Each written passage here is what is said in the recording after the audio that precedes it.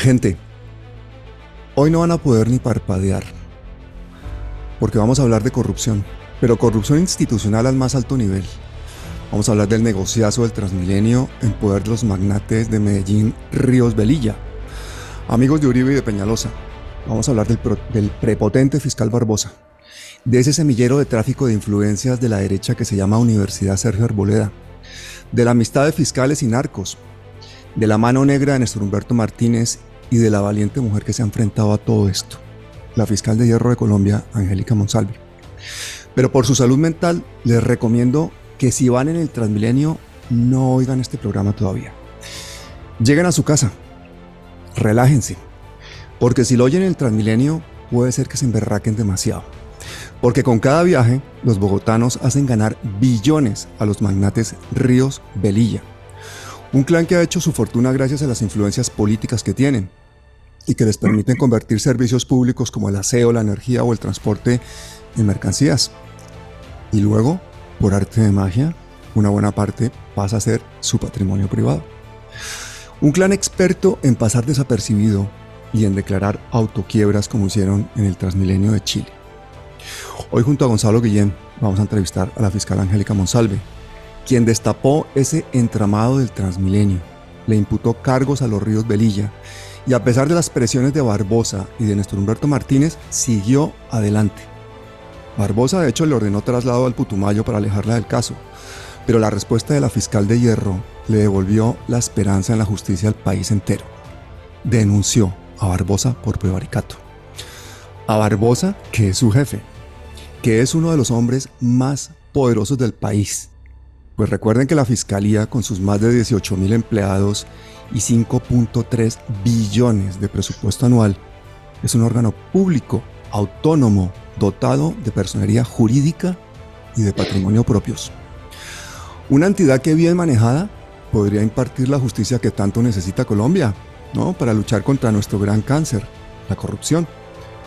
Pero que hasta ahora, en muchos casos, lo que ha hecho es estar al servicio de los poderosos para garantizarles impunidad.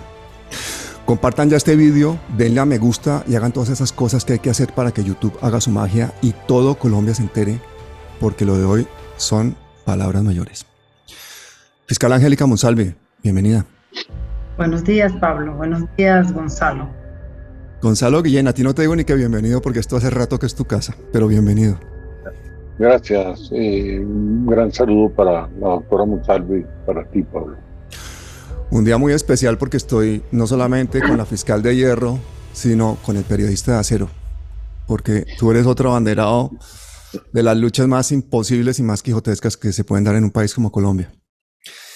Yo quisiera empezar por preguntarle a Angélica, ¿cómo te llega el caso de los Ríos Velilla? ¿Y por qué estos tipos intentaban mantener en secreto que eran los dueños de la empresa que hacía el recaudo del Transmilenio? Pablo, pues yo, como siempre he dicho, yo trabajo en una unidad contra la administración pública. Yo antes era fiscal de violencia intrafamiliar, aunque estaba ya en mis antecedentes, estaba muy fogueada, tenía mucho conocimiento de contratación pública.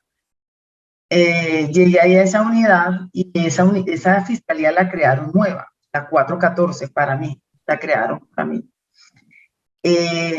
Absorbí unos casos que estaba conociendo un fiscal, Santofimio, es hermano de un ex magistrado, o de un magistrado todavía Santofimio. Y él tenía pues más de 800 procesos. Entonces yo recibí la mitad de su carga procesal por reparto, ¿sí?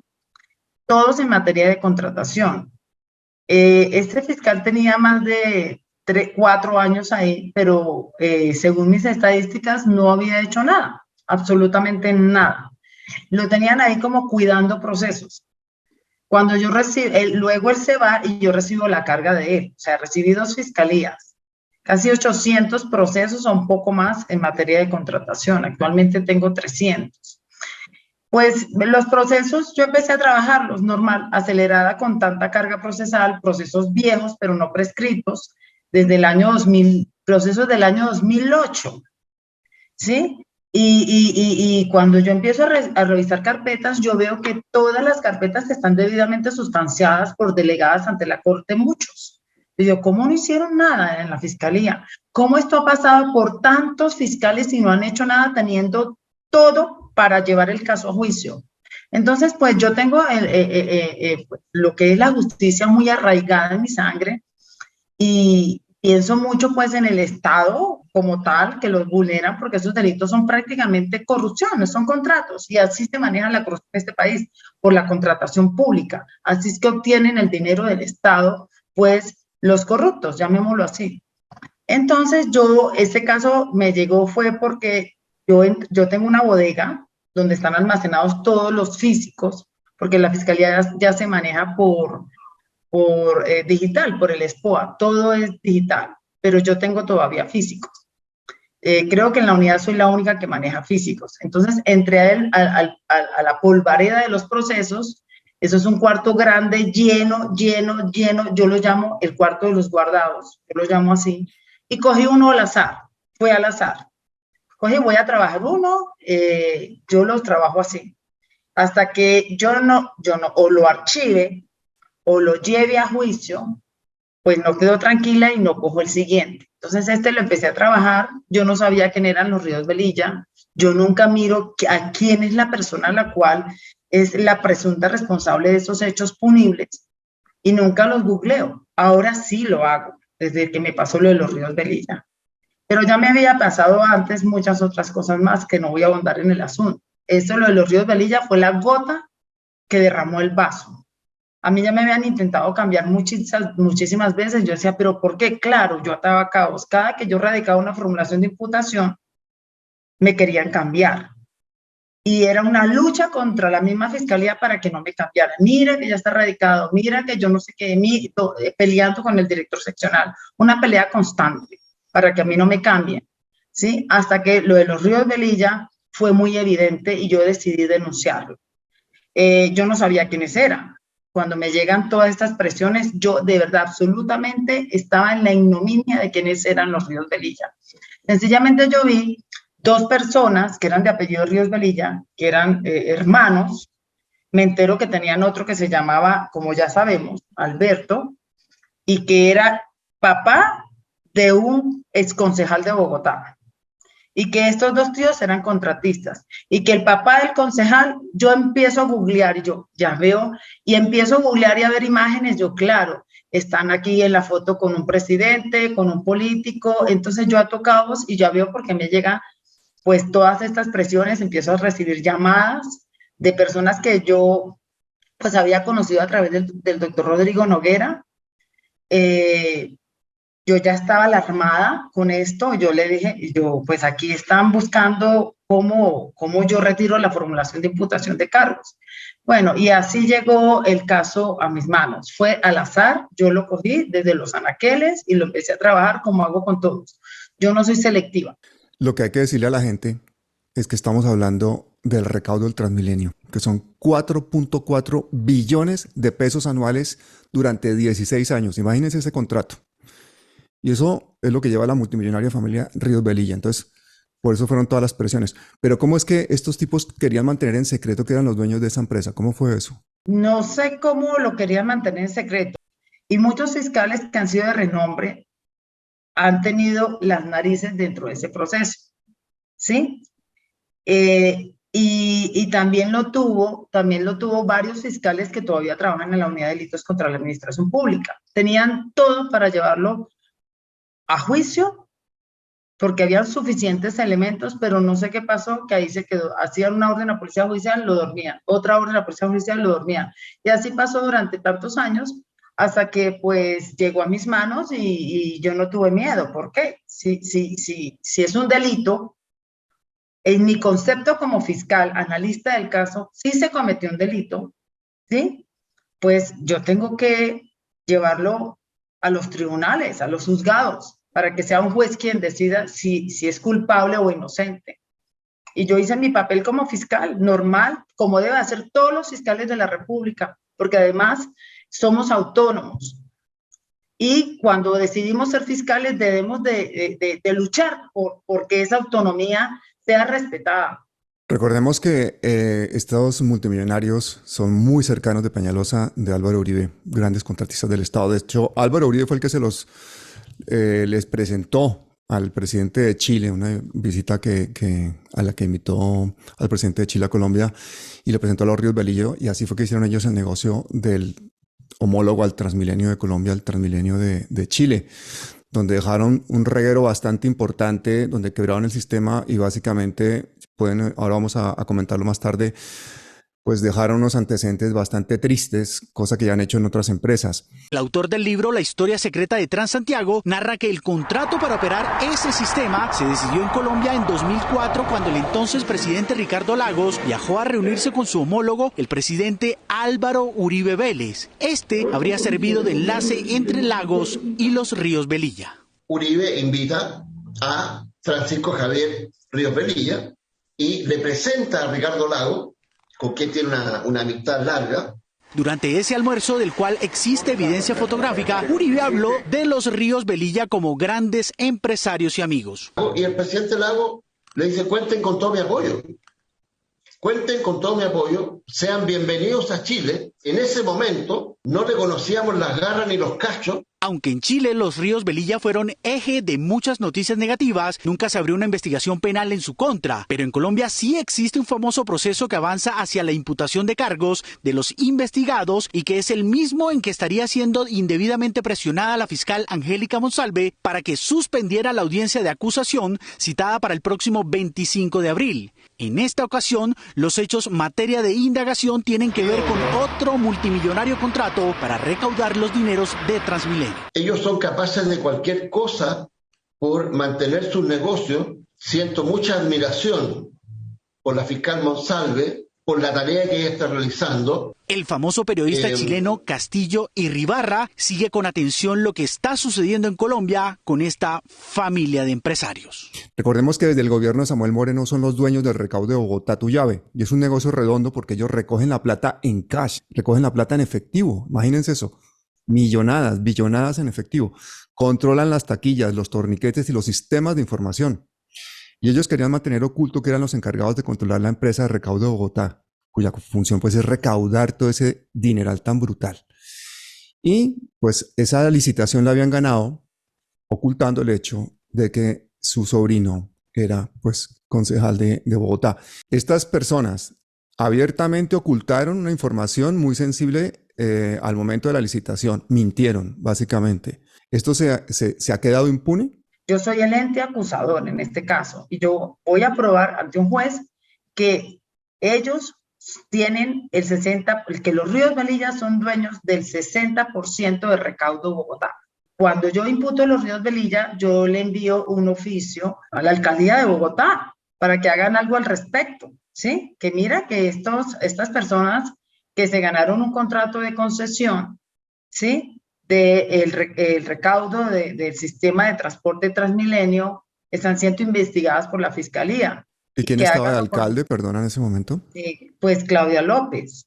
Bueno, para la época es Claudia López. Cuando estaba de alcalde era Samuel Moreno. Sí, y ellos, además, era de público conocimiento. ¿Quién no conoce que los Ríos Velilla están pues investigados por la fiscalía por las presuntas irregularidades en la concesión? Y además el gerente de Transmilenio también fue imputado, ¿sí?, para la época, y la representante legal de recaudo de Bogotá por contratos sin cumplimiento de requisitos legales, el gerente de Transmilenio, por no haber descubierto o quiénes eran las personas naturales, ¿sí?, que estaban detrás de esa empresa con la que él estaba contratando. Él está obligado por ley a hacerlo y no lo hizo, y era un prerequisito para la concesión. En mi concepto, sí debería de desvincularlos de la concesión. Es mi concepto. Es una moralidad pública, es una transparencia que debe haber dentro de la administración pública, pero al parecer para ningún alcalde el concepto que pueda tener un ciudadano es válido. Gonzalo, hay un dato interesante.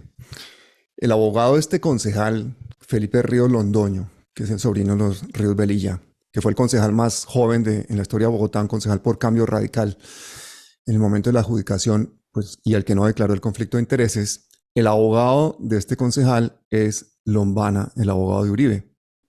Y aparte es Uribe el que presenta a los Ríos Velilla con el presidente de Chile para llevarse el contrato del Transmilenio en Chile. ¿Te sorprende eso? No, en absoluto. Bueno, un saludo, un honor estar con la doctora. Realmente me encanta conversar con ella, tener esa oportunidad. Yo recomiendo para comenzar, les digo, una columna mía que se llama Jaime Lombana más que un criminal.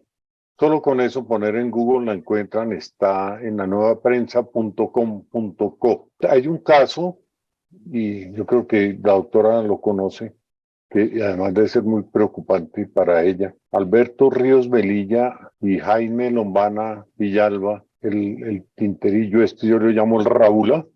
Ellos dos están denunciados en la fiscalía por el asesinato de un juez, Hugo Carmelo Ortiz Clavijo, juez que asesinaron de una manera muy complicada en La Picota, juez al que sobornaron para que resolviera una tutela en favor de ellos. Bueno, yo voy a publicar, ahora no sé si yo llevo ya años trabajando en esto, no sé si voy a publicar un libro, si eso da para un libro o si da para una crónica de la que ya llevo buena parte redactada y llevo una investigación grande y profunda. Incluso cuando se dieron cuenta que yo estaba investigando eso, una funcionaria, una delincuente de la Fiscalía General de la Nación, que es una banda criminal y a veces un partido político, me escribió, tengo la carta, diciéndome que yo no podía hablar de eso porque todo era secreto, sin saber ni siquiera qué era lo que yo tenía. Una amenaza. Y todo eso, pues, lo voy a hacer público. Quisiera hacerle algunas preguntas, doctora. Y la primera de ellas es si usted denunció a Luisa Fernanda Obando Guerrero, que fue la que le dio la orden a Astrid Torcoroma Rojas para mandarla a usted al Putumayo. Yo sí la denuncié, pero no por haberle dado pues la instrucción a Astrid Coroma de que me mandara para el Putumayo. Yo la denuncié fue por prevaricato, por acción, porque ella en otro proceso que yo ya venía manejando, ¿sí? Ella convoca un comité técnico jurídico a solicitud del indiciado, de mi indiciado en el proceso. Y ella prevaricó porque ella no puede convocar a solicitud de un indiciado ningún comité técnico jurídico para manipular un proceso. Todo esto fue para finalmente incidir al fiscal general de la Nación para que me quite un proceso que ya había erradicado yo formulación de imputación de cargos. Y no solamente la denuncia a ella, la denuncié al señor fiscal general de la Nación también, y yo la denuncio a ella y casi que al mes me comunican el archivo. Ella actualmente es una delegada, ¿sí? Para la seguridad territorial. Y siendo delegada la ascienden fiscal delegada ante tribunal. Si bien es cierto, los fiscales delegados ante tribunales sí tienen fuero legal, los delegados en sus funciones, en sus actos, no tienen fuero. Y yo no entiendo cómo del caso conoció un delegado ante la Corte Suprema de Justicia y que un delegado también además le archive sin ni siquiera hacer ninguna actuación procesal. Pues es evidente que son ellos con ellos y que no quieren hacer justicia, que ni siquiera me llamaron a mí a explicar. No, me comunicaron el archivo, pero menos mal que es un archivo, porque el archivo no hace tránsito a cosa juzgada. Habrá una nueva administración dentro de poco y creo y confío que será justicia contra Luisa Obando por prevaricar, por manipular procesos y por hacer lo contrario para lo cual le pagamos los colombianos. ¿Sí? Hacer justicia, no manipularla y respetar la autonomía de un fiscal. Usted sabe si están investigando la fiscalía, pues como es su deber, ¿no? A Rodrigo Noguera Calderón y a Néstor Humberto Martínez Neira. Que yo tenga conocimiento que los estén investigando, no. Pero lo particular ahí también es que todos los ataques por parte de la misma fiscalía, que debería brindarme el apoyo a mí, porque estoy desmantelando la corrupción, porque para eso fue instituida la Fiscalía General de la Nación, están atacando paradójicamente a la fiscal que lo está haciendo. Ellos abrieron de oficio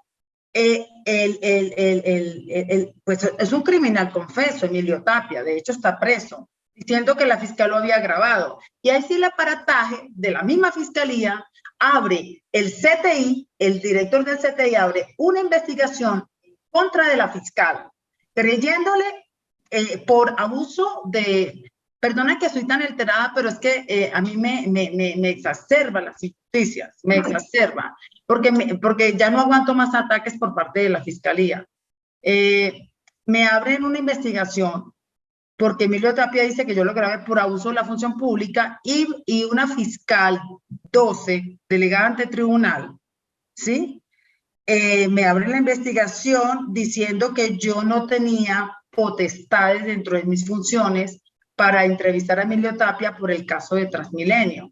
Claro que sí puedo entrevistar a Emilio Tapia. Tan cierto es que en esa entrevista se levantó un acta y en el acta él dijo que sí tenía información respecto al caso Transmilenio, pero que no iba a hablar hasta tanto no se le brindara inmunidad con firma y huella de Emilio Tapia. Ahora Emilio Tapia sale a decir que yo lo grabé, debe ser que está ofendido porque quizás se le cayó el preacuerdo que en mi concepto también como ciudadana es absurdo que le demos un preacuerdo a una persona que nos robó y que además simbólicamente diga él que nos está donando al Estado 2.000 millones de pesos.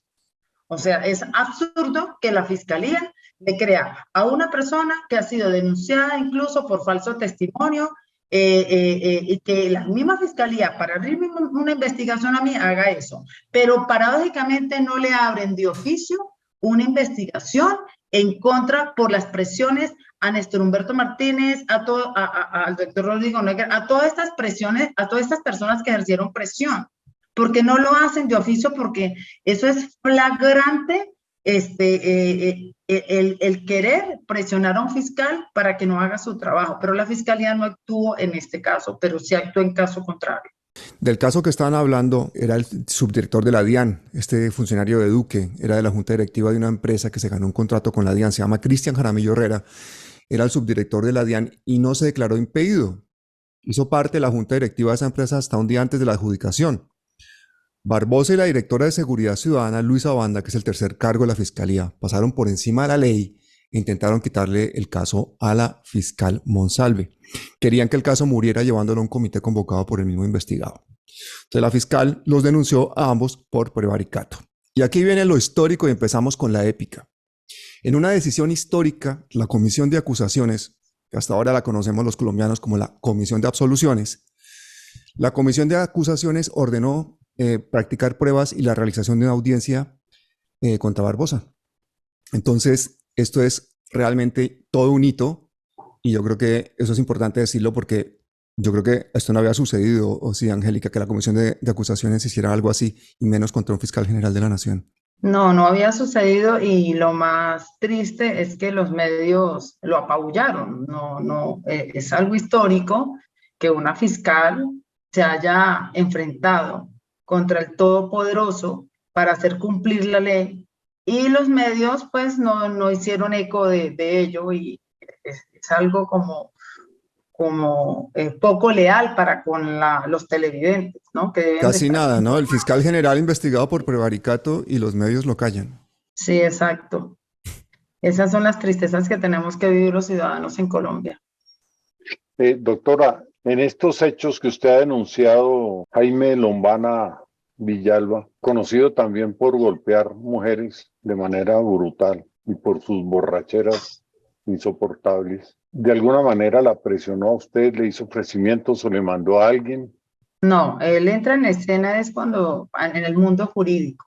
Anterior a eso, yo no lo conocí. ¿Y qué trato le ha dado ese señor a usted? Pues sí he escuchado todas esas cosas que él ha hecho, ¿no? Las he escuchado, pero la verdad es que conmigo ha tenido buen comportamiento, excepto por el exceso que tuvo al decir que yo le estaba infiltrando su oficina. Volvamos un momentico a que la fiscal Monsalve imputa a los Ríos Velilla. Y entonces recibe una invitación ni más ni menos que del rector de la universidad, Sergio Arboleda, el señor Rodrigo Noguera. ¿Quiénes más estaban en esa reunión y qué fue lo que pasó allí, por favor? Yo estaba en mi oficina y recibo una llamada del doctor Rodrigo Noguera. Ese día fue, creo que el 7 de marzo, lo recuerdo, porque tengo la llamada en los registros. Y recibo una llamada y me dice, hola Angélica, ¿cómo estás? Y yo, hola, necesito hablar contigo. Yo le digo, ¿para qué? Entonces me puedes venir y yo ahorita no, estoy muy ocupada, ¿sí? Entonces me dijo, te mando el chofer. Y yo, no, ni con chofer, con nada, no puedo, pero me causó curiosidad que dijo, te mando el chofer. En realidad, y honestamente, eso fue lo que sucedió. Y yo le dije, pero adelántame algo. Entonces me dijo así en esas palabras, necesito que me hagas un favor. Entonces yo no fui ese día. Ese día yo le dije, quizás al final de la tarde paso por la universidad cuando salga del trabajo. Yo pasé allá y pues me dijo, me mostró esa carta que salió a los medios. Y en esa carta, él mismo me lo dijo a mí, el mismo doctor Noguera me dijo a mí, esa carta la redactó Darcy Quinn, ¿sí? Aunque no tuviese la firma de ella, él me dijo, yo, ¿quién es Darcy Quinn? Me dijo, una periodista. Yo no sabía quién era Darcy Quinn, yo no estoy metida mucho en el mundo de la farándula, ni los periodistas, ni nada. Pues hasta el Casada momento, con uno de los Ríos Velilla. no, tampoco lo sabía. Ah, Me dijo, era una periodista. Yo aquí en estas instancias no sabía nada, quién era Darcy Quinn, ni quién era su papá, quién era nadie. Entonces yo, y yo sí le pregunté, ¿quién es Darcy Quinn? Me dijo, una periodista. Yo empiezo a leer, yo le dije, pues lo que dice aquí son patrañas, ¿sí? Yo le dije, ellos, o sea, no es así lo que están diciendo. Le dije, eso va para juicio. Yo le dije así. Entonces me dijo, tú no puedes hacer algo. Y yo, no. Entonces me dijo, es que Néstor Humberto Martínez quiere hablar contigo para orientarte, para enseñarte. O sea, me quería enseñar cómo era el proceso. Martínez Neira no es un abogado de la Sergio Arboleda. Él es ¿no? un miembro de la banda criminal de la Sergio Arboleda, pero él no es de allá, él creo que es de la Javeriana. Necesito que te sientes a hablar con Néstor Humberto Martínez, porque él te va a explicar muchos aspectos de ahí. Y yo le dije, pues yo no creo que eso sea conveniente, que yo me siente a hablar con Néstor Martínez. Hasta ahí se quedó esa reunión. Esa reunión yo le dije, no puedo hacer nada, anda tanta evidencia, no es mi estilo, no me gusta que me presionen con mis casos, yo no respondo.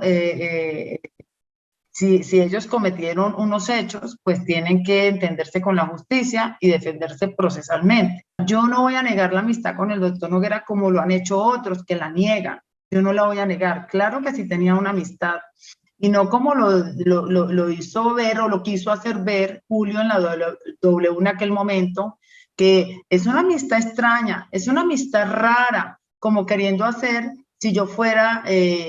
tuviera algo más íntimo con el doctor Noguera. No, sí era una buena amistad de larga data.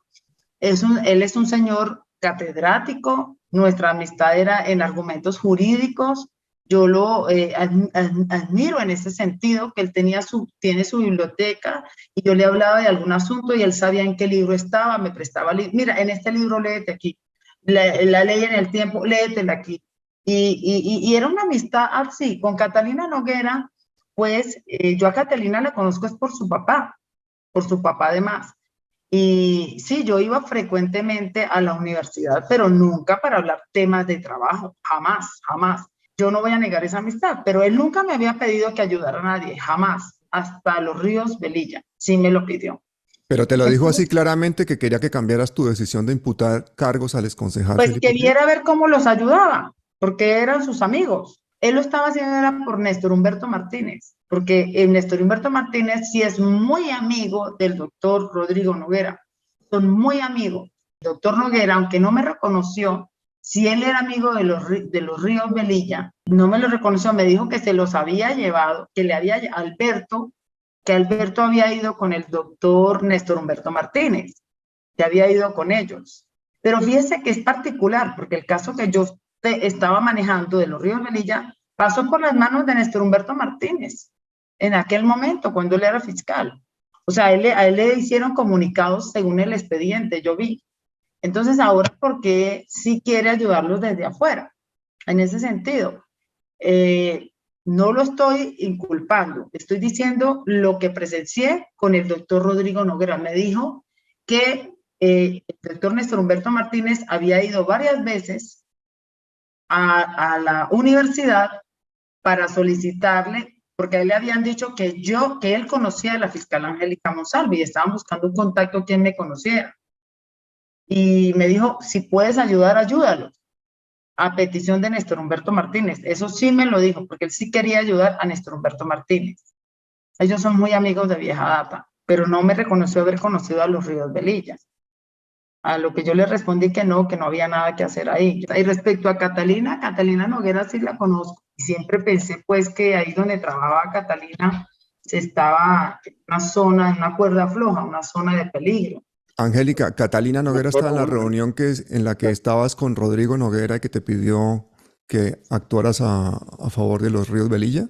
Sí, Catalina siempre estaba con nosotros, casi siempre estaba con nosotros. Doctora, decía usted que este tipo, Sánchez Cristo, decía que usted tenía amistades muy raras. En el radioperiódico es que tiene que yo no lo oigo. Si yo quisiera decir que amistades raras las de él. Tengo una pregunta sobre si José Manuel Martínez Malaver o algún miembro, Malaver, perdón, o algún miembro del equipo de la presionó a usted, la amenazó, trató de inducirla en error, en algún delito, en uno de los casos, en el caso de los Ríos Velilla. En realidad el doctor José Manuel ahí no ejerció presión, el director seccional de Bogotá, pero él sí, anterior a esto, él todo el tiempo me quería cambiar, dejaba sin efecto las resoluciones, me quería quitar de esa fiscalía. Todo el tiempo quería cambiar a la fiscal Angélica Monsalve. De hecho, yo tengo las grabaciones donde yo le digo, mira, doctor José Manuel, no me cambie, aquí hay fiscales que no saben de contratación pública, manejan otro tipo de delito, hay que casos muy importantes, de alto impacto, hay que trabajar en pro de la justicia, usted va a quedar muy bien con una fiscal que sabe, que está impactando. ¿Cómo usted va a hacer ese cambio tan exabrupto? Además, yo ya radiqué formulación de imputación contra el otro, y era una lucha constante con el doctor José Manuel Martínez Malaver para cambiar a los fiscales. De hecho, en la unidad donde yo trabajo rotan mucho los fiscales, y eso se traduce en impartir una justicia ineficaz, ¿sí? Mediocre. ¿Cómo vas a cambiar un fiscal especializado en un delito abruptamente para otro delito que va a llegar es hacerlo mal? Y eso va en detrimento del administrado que está esperando justicia. Entonces yo pienso que un director seccional tiene que ser más serio, ¿sí? Tiene que ir, no puede estar cambiando fiscales. Yo no entiendo cómo un director seccional tiene ese poder para cambiar fiscales a diestra y siniestra cuando quiera y como quiera. Eso se presta para interferir en la justicia. Eso no está bien visto. Entonces, pues a mí particularmente sí fue una lucha constante desde que yo llegué a esa unidad, y yo no comprendía cómo pueden pasar estas cosas dentro de la fiscalía. Y yo ya tenía, pues digamos, mucha ira, tenía ira por dentro, porque a mí me da ira que entorpezcan la justicia. O sea, ¿por qué la gente no es correcta? ¿Por qué la gente no es honrada? Además que la justicia es la médula espinal de la democracia. Sin justicia, pues el ciudadano llega a la anarquía. Si un fiscal tiene un caso en su responsabilidad y no imparte justicia, pues hace que los ciudadanos se maten. Claro, y es que hay casos emblemáticos. Acuérdense el fiscal Daniel Cardona, que llevaba el caso contra el hijo del exgobernador de Antioquia, Luis Alfredo Ramos, por pago de coimas a un fiscal. Él también lo intentaron trasladar a Tumaco y renunció. O el fiscal Jaime Setién, en el caso de la querella por el trino en el que Uribe acusa a Daniel Coronel de narcotraficante, lo quitaron de la Corte Suprema y también lo querían mandar por todos lados. Es que en la época de Barbosa ha habido más de 3.000 movimientos de funcionarios. Lo que la gente a veces no sabe, Angélica, es que el fiscal general de la Nación es el jefe administrativo de ustedes, pero ustedes son autónomos. Entonces la forma de castigarlos es trasladándolos o abriéndoles expedientes disciplinarios, ¿no? A ti creo que te han abierto unos cuantos.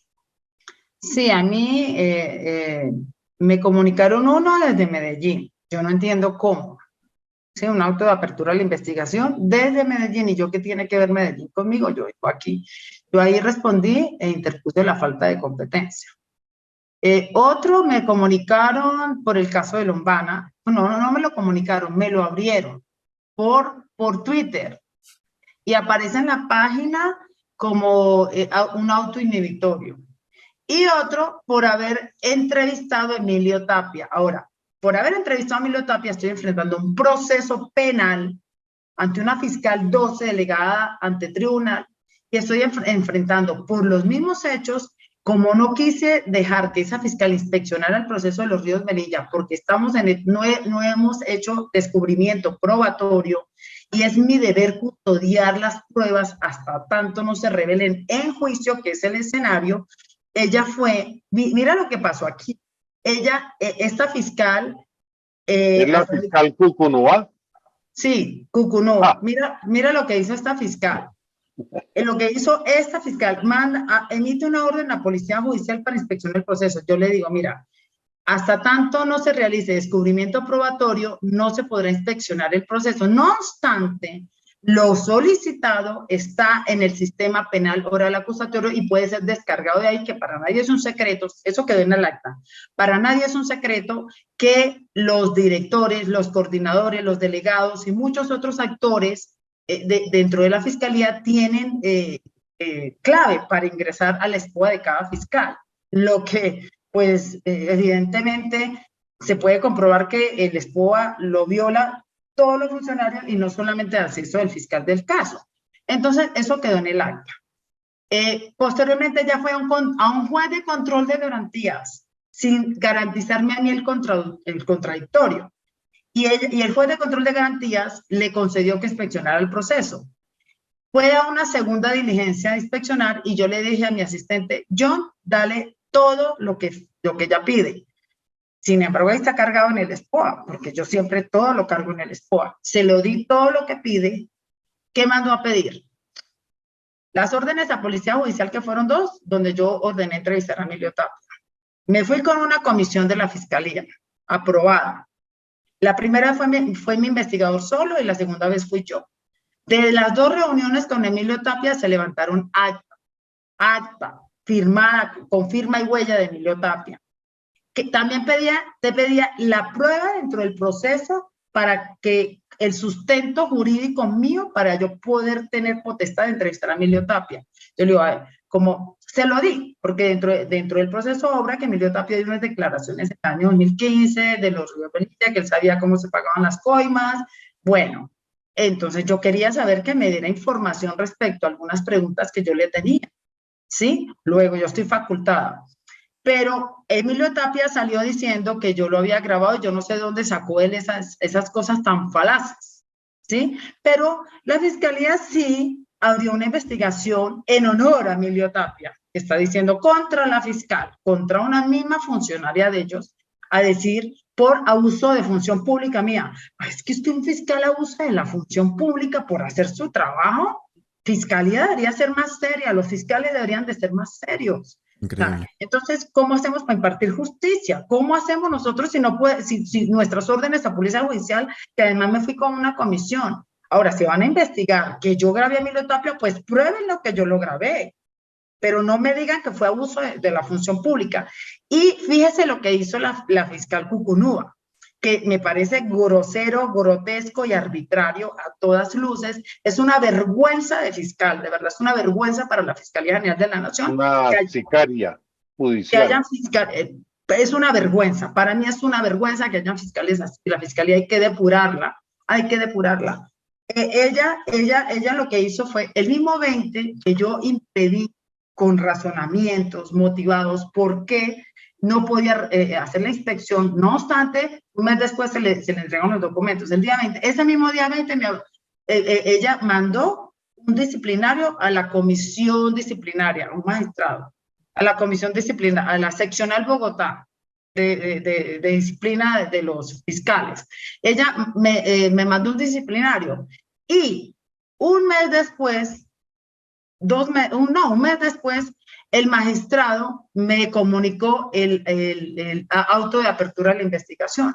Entonces eso me da por dos hechos, un hecho diferente y dos procesos. Imagínense, un disciplinario y un penal que yo estoy afrontando. Aparte de ese penal, creo que no me han sido comunicados por la misma fiscalía, 3 procesos penales más que yo no sé por qué, porque no me han sido comunicados, pero yo lo sé que los hay. Y tengo datos del por qué, pero no me han sido comunicados. Entonces, pues yo estoy dentro de la boca del lobo,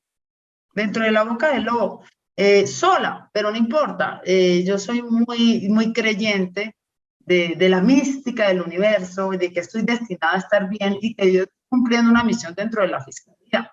A mí me honra muchísimo saber que una denuncia mía por enriquecimiento ilícito obligó a la fiscalía, al fiscal y a la secuaz esa que tiene de vicefiscal a votar a un fiscal, un hoy ex fiscal llamado Álvaro Betancourt. El puesto me sorprendió mucho hace poco, el puesto de ese tipo, que él y otro fiscal que se llama Daniel Hernández, muy conocido delincuente, yo los he llamado siempre los sicarios del despacho. Y me entristece saber que la fiscalía, que la pagamos con nuestros impuestos, puso a la señora esta Cunúa, sicaria judicial también, en ese cargo a perseguir a la doctora y a perseguir a otros funcionarios honorables. Lo que está haciendo es un trabajo sucio, un trabajo asqueroso contra la gente que sí está haciendo su trabajo. No sé cómo aguantas, Angélica. Volvamos al caso de los Ríos Velilla para que la gente coja el hilo de la cosa, porque ese es un caso emblemático. Estos tipos entonces se quedan con el tema del Transmilenio, ocultan que eran los que llevaban a la sociedad, se quedan con el tema. Tú encuentras la relación con el sobrino, que es concejal, que no admite su relación y entonces decides imputarlos. Lo defiende Lombana, el abogado de Uribe. Y a ti te quieren quitar del medio precisamente por no querer cambiar tu decisión de imputar a ese ex concejal sobrino de los Ríos Velilla, a pesar de las presiones de Néstor Humberto Martínez, a pesar de las presiones del rector de la Sergio Arboleda, y entonces deciden que hay que mandarte al Putumayo con la excusa de que tu vida corría peligro porque estabas amenazada por el Clan del Golfo. Pero lo más curioso es que no solamente lo negó el Clan del Golfo, sino que dijo que hacías una labor investigativa y muy honesta. O sea, ¿cómo fue eso y cómo te salvaste de irte para el Putumayo? Y si eso fue la primera vez que te sucede o han intentado trasladarte otras veces. Mira, yo recuerdo ese 14 de marzo, que fue ya posterior a todas esas presiones que ejercieron. Yo estaba trabajando tranquila y me llega una funcionaria grandísima de Unque. Yo trabajo en Palo Quemado. En Palo Quemado trabajamos los que sí trabajamos de verdad, ¿sí? Entonces, estaba en mi oficina y me llegó una funcionaria muy grande, altísima, imponente, y sin pedir permiso entró a mi escritorio, yo tenía la puerta abierta, y me tiró la comunicación. Me la tiró, me dijo, firme. Y yo empecé a leerle, mi corazón sí, se saltó mucho. Mi corazón, yo no lo podía creer que la fiscalía actuara así. No lo podía creer. Y yo lo que hice es, también como ella me la tiró, se la tiré. Y reaccioné rápido y le dije, comuníqueme por correo. No le voy a firmar. Y entonces, posteriormente me comunicaron por correo y yo decidí, pues, salir a los medios a denunciar esto porque me pusieron en un estado donde no tenía nada que perder. Cuando lo leí, lo afronté con gallardía, con honor a lo que yo estaba haciendo, y decidí, voy a representar lo que me está pasando a mí, le está pasando a todos los fiscales. voy a representar yo sola con mi voz a todos los fiscales. Definitivamente conté con el apoyo de mi esposo y él me dijo, haga lo que tiene que hacer, pero los bandidos no se pueden salir con la suya nunca en un Estado de Derecho y de justicia, jamás. Y yo me lo tomé así y salí a los medios y denuncié todo lo que estaba pasando. Cuando Colombia entera vio una fiscal, un rostro de una fiscal que está desmantelando lo que está pasando al interior, pues la fiscalía o los directivos de la fiscalía no se esperaban que eso pasara.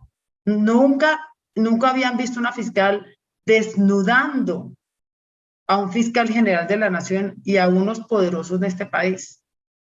En realidad, mi concepto no era desnudarlos. Yo desde un principio sabía que no me iba a ir para Putumayo. No me voy a ir para Putumayo. Entonces, el fiscal quiere que renuncie, tampoco le voy a renunciar. Que me declare insubsistente. Él me puso en un estado contra la pared de que yo renunciara y yo también lo puse en un estado contra la pared, decláreme insubsistente. Como no sabían qué hacer, yo interpuse un recurso de reposición contra ese acto, ¿no? Porque tengo que agotar. Ese recurso me lo respondieron diciendo,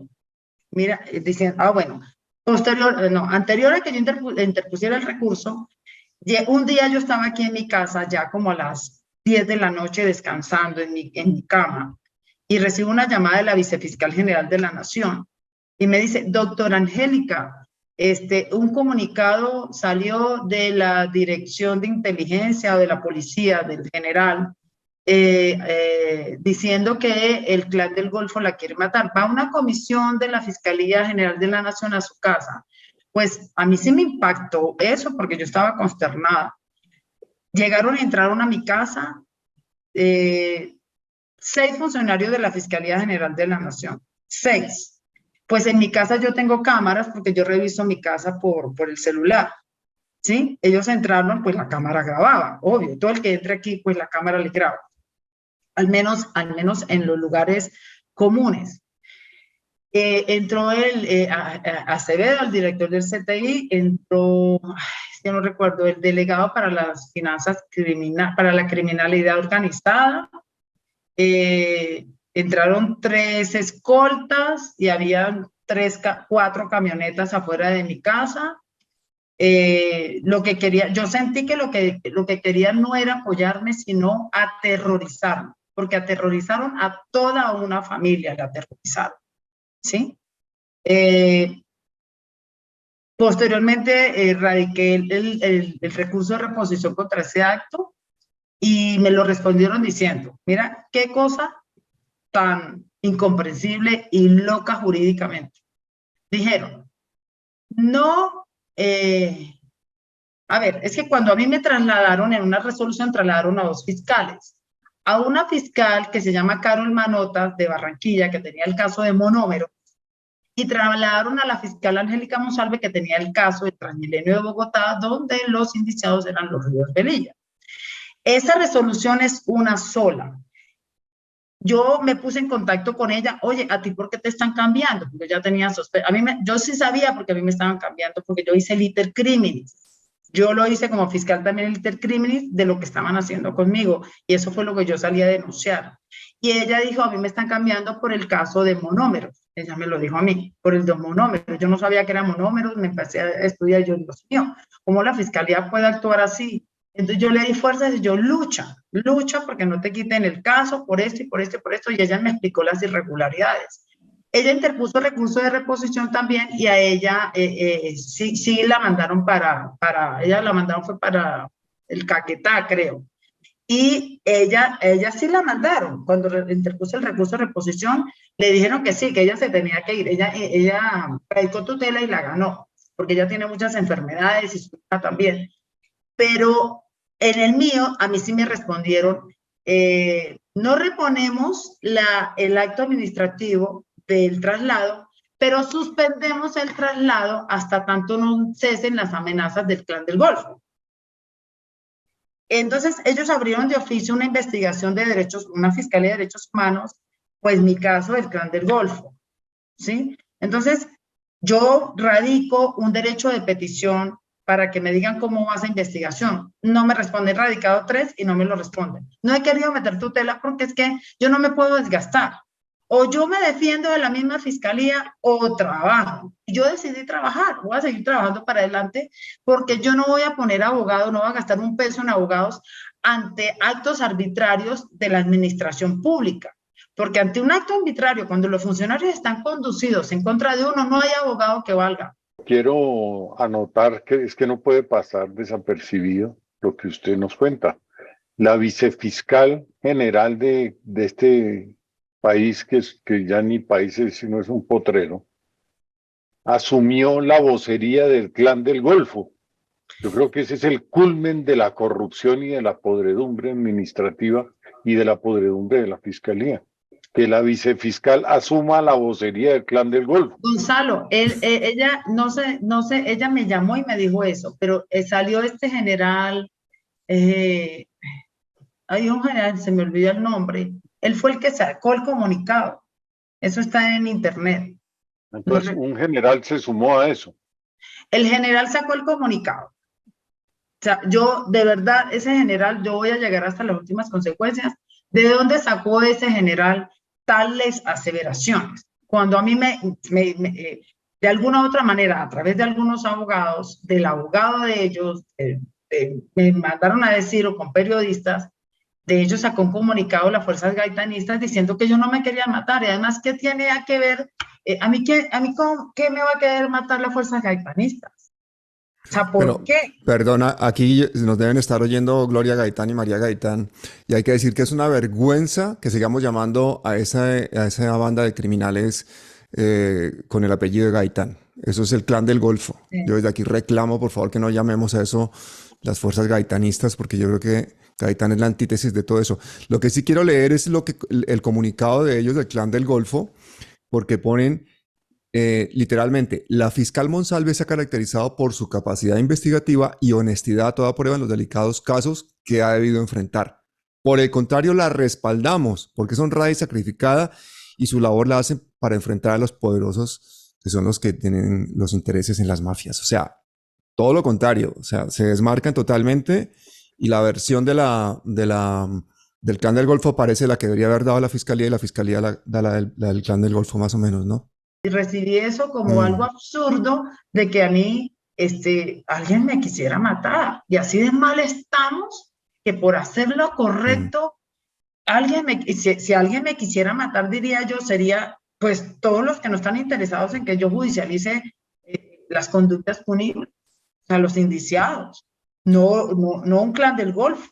Aquí alguien me pregunta, ¿y qué pasó con lo de la Sergio Arboleda? A ver, volvamos a retomar el cuento de los ríos Velilla, porque es que la cosa es tan densa que nos vamos a veces del tema central. La Sergio Arboleda, ¿qué es la Sergio Arboleda? Eso es una universidad privada grande que es un gran contratista del Estado. Básicamente, en los 4 años de Duque hubo contratos por más de 90.000 millones. 90.000 millones. ¿Qué entidades contrataron cosas o le pagaron a la Universidad Sergio Arboleda? La Fiscalía, el Ministerio de Educación, la Agencia Nacional de Hidrocarburos, el Ministerio de Telecomunicaciones, la Comisión Nacional de Servicios Civiles, la DIAN, la Policía, Emigración Colombia, el ICA, la Contraloría, la Registraduría, el INVIMA, el Ministerio de Defensa, Medicina Legal, el Ejército, el ICETEX, la Agencia Nacional de Defensa Jurídica, el IDEAM, la CREC, el Departamento Administrativo de la Presidencia y el Ministerio de Ciencia, entre otros. O sea, imagínense lo que estamos hablando. Y el rector de esa universidad te llama a ti para hacerte presión para que no imputes a los ríos Velilla. En esa reunión estaba además su hija Catalina, que es una abogada que fue nombrada a dedo en la fiscalía por Néstor Humberto Martínez y que llegó a ser directora de extinción de dominios de bienes de los criminales. O sea, y eso a pesar de ella ser amiga de narcotraficantes, como está probado. Y ahora está en la cárcel por fraude procesal, violación ilícita de comunicación y violación de datos personales. Los fiscales se nombran a dedo, no por concurso de méritos, y este es un caso claro de esto. Un año antes de dirigir esa unidad, imagínense lo que estamos hablando, de la unidad de extinción de dominio en la Fiscalía, La hija de Noguera hizo un taller de extinción de dominio de 4 días en la misma fiscalía. Y 3 meses antes de su nombramiento terminó un diplomado de 5 meses sobre lavado de activos en la Universidad del Rosario. Luego tiene unos antecedentes importantes esta familia, porque los primos de Catalina, Rafael Enrique Noguera Abello y Enrique Rafael Noguera Ramírez, fueron extraditados a Estados Unidos por delitos de narcotráfico y finanzas criminales. Catalina dijo además que en la reunión del recaudo del Transmilenio también estaba relacionado con que en la fiscalía se habían querido ocultar cosas que tenían que ver con lo de Odebrecht. ¿Eso fue así, Angélica?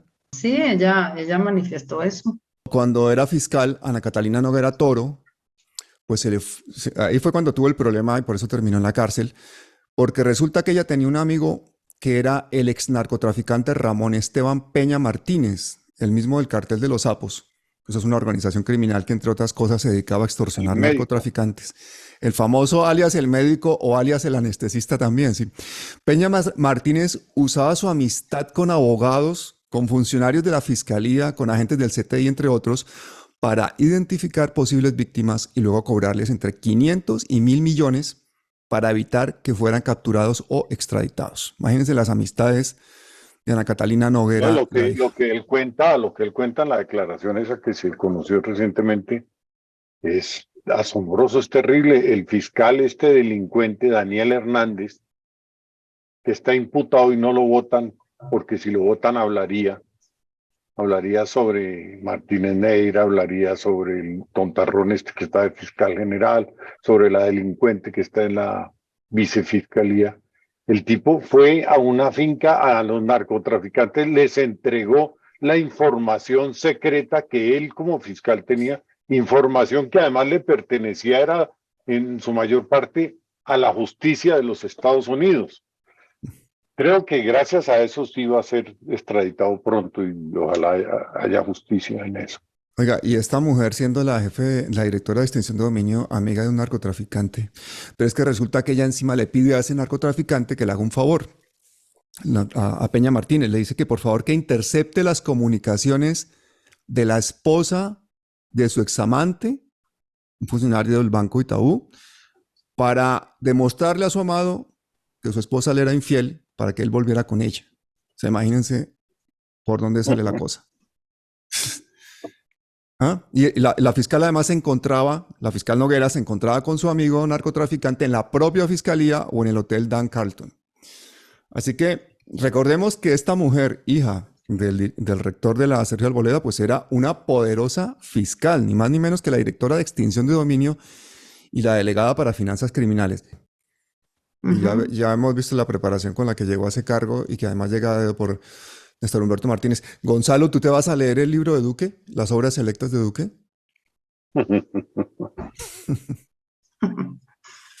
Hombre. Está bueno el chiste. No, pero yo creo que ahí deben estar todos los contratos que ha hecho con la Sergio Arboleda, ¿no? 90.000 millones de pesos. No, eso no están ahí, eso hay que buscarlos en otra parte. Ah, yo pensé que iban a estar ahí.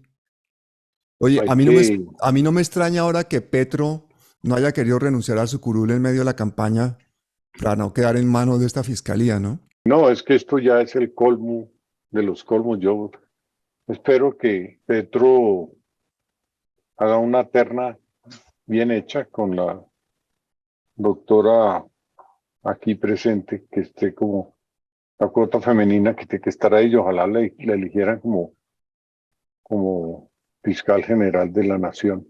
Y Miguel Ángel del Río, que esté también en esa terna, por favor. Sí, gente para ser fiscal en Colombia hay. Lamentablemente nunca ha habido un fiscal honorable desde que se fundó la fiscalía, solo ha habido delincuentes. Pero debería haber algún día uno. Y por fortuna este tontarrón se va pronto. Realmente lo que falta pasa rápido. Claro que un imbécil haciendo daños con un día es más que suficiente, ¿no? Pero se va a ir y todo esto va a estar vivo, no va a estar prescrito, y hay muchos casos terribles, pero terribles, que tienen que avanzar, y hay mucho delincuente impune en estos tiempos que tiene que caer preso. Uno de esos, este sujeto Jaime Lombana, es imposible pues que siga delinquiendo en la fiscalía, intrigando y haciendo toda clase de suciedades por debajo de las mesas y entrampando escondiendo expedientes, delinquiendo, o sea, no son abogados, sino son delincuentes al servicio de la delincuencia. Este tipo, pues, por ejemplo, es el abogado del ladrón ese de Barranquilla, el hermano del que pasó 40 años dormido en el Congreso de Gerlain. Es Sí. el abogado ese, o sea, tiene una gama de delincuencia muy amplia y unas muy buenas relaciones en la fiscalía, entonces, siendo un pésimo abogado, que no gana ni una tutela, que no saca, como dicen, no saca una presa de un sancocho ni un borracho de un CAI, sí sabe cómo hacer las porquerías que hace para enredar los pleitos y dormirlos y esconderlos en esos cuartos que nos mencionaba la doctora, llenos de polvo, en donde las cosas quedan ahí y no pasa nada ni nadie entra a ver cómo están los expedientes que están escondidos. Pero el Barbosa, aparte de tontarrón, es un prepotente total. ¿Tú recuerdas en las protestas sociales cuando le ordenó la Corte Suprema que tenía que adoptar acciones para garantizar el ejercicio del derecho a la No, protesta? todo, y Y el tipo se lo pasó por el la abuso, faja, lo el desacató abuso del poder tranquilamente. usando los aviones de la fiscalía Para irse a para San Andrés viajar con de su compras. familia, En plena pandemia se fue en un avión de la Fiscalía a sí, San Andrés. creando organizaciones mundiales o internacionales de fiscales corruptos de América Latina y él es el presidente. La mujer saqueando, saqueando apartamentos sellados de la fiscalía, ni siquiera en derecho de petición me dicen que no abrieron investigación. Casi que me regañan por preguntar qué fue lo que sustrajo esa mujer delincuente que es la esposa de este sinvergüenza. Tenía contrato laboral de la Sergio Arboleda, a pesar de que no enseñaba, Además, mientras era claro, consejero y, presidencial, ¿te acuerdas? y el Con las nóminas búnker de la paralelas. fiscalía lo encerró. Está totalmente encerrado el búnker y él está ya en el fondo escondido. Mucha gente de la fiscalía me cuenta que se ríen cuando lo ven, que es un imbécil que no sabe dónde está parado, pero es un prepotente absoluto.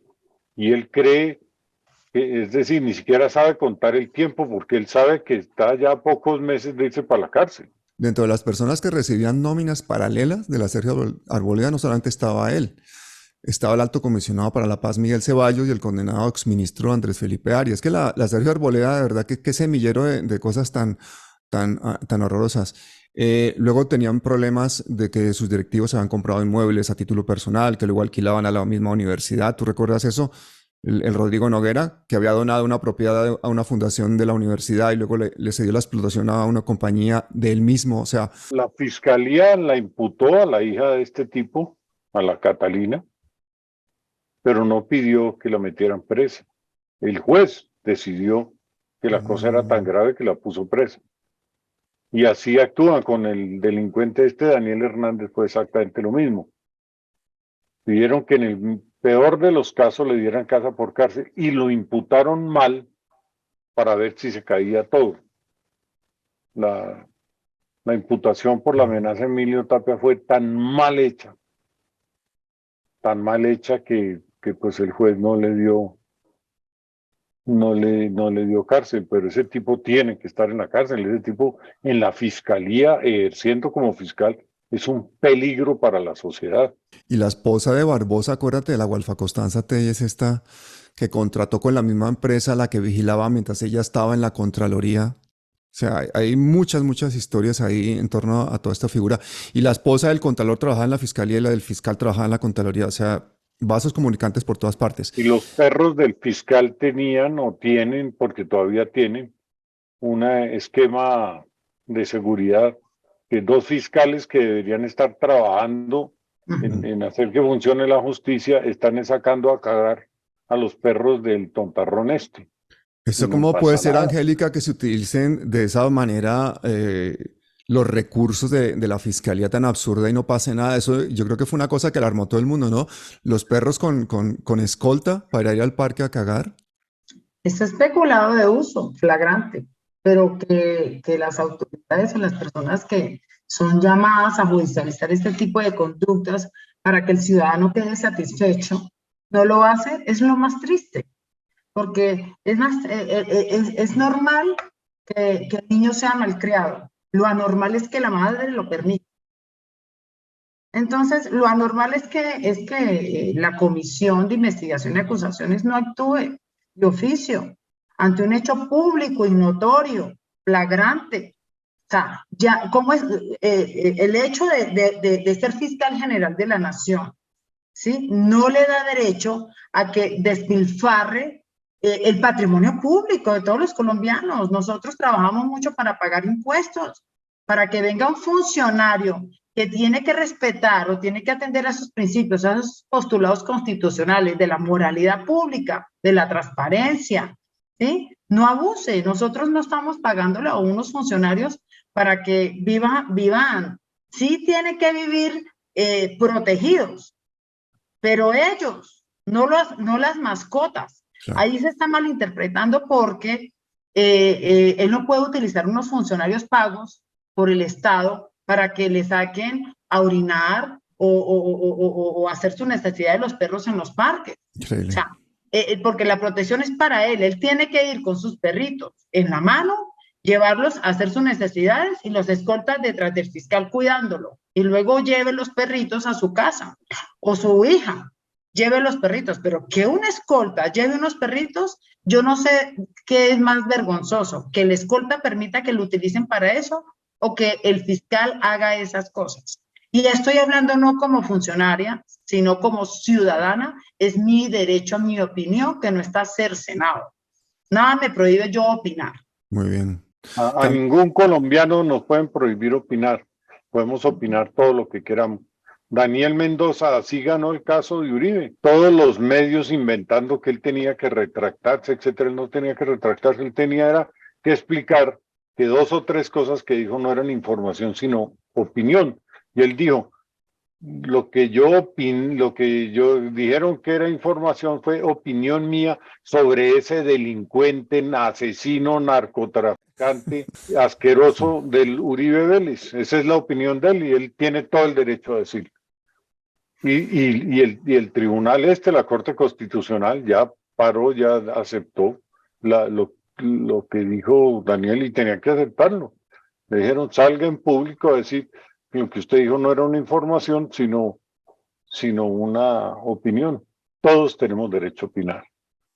Angélica, una cosa que nos causa un poco de alarma a todos es que este tipo, Emilio Tapias, que es el que estuvo detrás de la Unión Temporal de Centros Poblados, recordemos que presentó garantías bancarias falsas para hacerse con la adjudicación del contrato más ambicioso del pasado gobierno en el Ministerio de las Tecnologías. Pasó a la cárcel Club de Barranquilla mediante comprando un amparo de un juez y sigue allá. Y los 70.000 millones se los robaron, delinquiendo con Matos. Le ayudó a Matos a comprar una mansión en diciembre, porque Matos se hizo llevar a Barranquilla diciendo que él tenía arraigo allá y él no tenía ningún arraigo. Pero eso se conocieron en la cárcel, ¿no? Cuando supo que le vendían un traslado a la mansión, compró una mansión y ya está. Ahí está pagando la pena. Lo acaban de ratificar una de las condenas, el Tribunal Superior de Bogotá, y ahí está de vacaciones en una mansión en Barranquilla, que se le ayudó a conseguir Emilio Tapia. ¿Cómo puede llegar a un preacuerdo la Fiscalía con un personaje así y reducirle significativamente la condena en un caso tan grave y que ha causado tanta alarma social, Angélica? Es que eso es, la Fiscalía es una venta de preacuerdos, la Fiscalía es una porquería, es una banda criminal. Es que en mi concepto jurídico ahí no debe haber un preacuerdo. Si yo tengo como fiscal todas las pruebas para llevar el caso y además incidente de reparación de la víctima, pues yo me voy contra los bienes de Emilio Tapia para resarcir al Estado. Pero lo que pasa es que como es un delito contra la administración pública, contra el patrimonio público, que es de todos y es de nadie, pues a nadie le interesa porque nadie tiene sentimiento patrio. Porque es que cuando el corrupto se roba los dineros del Estado, es que no solamente se está robando el dinero, se está robando el internet. Por el corrupto los niños no se educan, se está robando la comida de los niños, se está robando el futuro de los colombianos. Todos los días hay una niña maltratada, violada, vejada, una mujer, y todo radica en la corrupción. Entonces, si nosotros los actores políticos, que yo no soy actora política, pero soy fiscal y desde mi pequeño espacio, así la fiscal chiquitita, yo tengo que poner mi grano de arena siendo empática para con la sociedad. El día que cambiemos como personas, que querramos hacer bien las cosas, porque aquí en este país estamos cansados de que nos digan que el mejor, el más capacitado, el que estudió en Yale, en Harvard, en Oxford, en Sorbonne, en todas estas universidades, es el más capacitado para ocupar un cargo público. Y es mentira. Si bien es cierto, hay que tener conocimiento de la materia, pero sobre todas las cosas hay que tener buena voluntad de querer cambiar, hay que tener empatía, hay que tener valores, hay que tener espíritu de lucha. Es que nadie quiere tener la gloria hoy en día, la gente quiere tener plata, plata y plata, y eso es lo que le estamos transmitiendo pues a los semilleros, a las juventudes. Parece que las juventudes son las que nos están enseñando a nosotros a vivir. Entonces, yo le hago un llamado de verdad a los actores políticos que sepan elegir a las personas que nos van a gobernar, y a los ciudadanos también que sepan elegir, que miren más los valores que los estudios. Mira cómo esas mamás del campo, de los barrios, nos educaron con valores, sin ningún estudio. Entonces, este país lo que necesita es personas probas, honestas, contemplen y que quieran hacer bien las cosas en función de la buena gobernabilidad de un país. ¿A ustedes qué les parece ser presidentes de un país y que de pronto resulta que un hijo le sale torcido? Y ustedes tienen que hacer que la ley le caiga con todo su peso a ese hijo. ¿A ustedes qué les parece eso?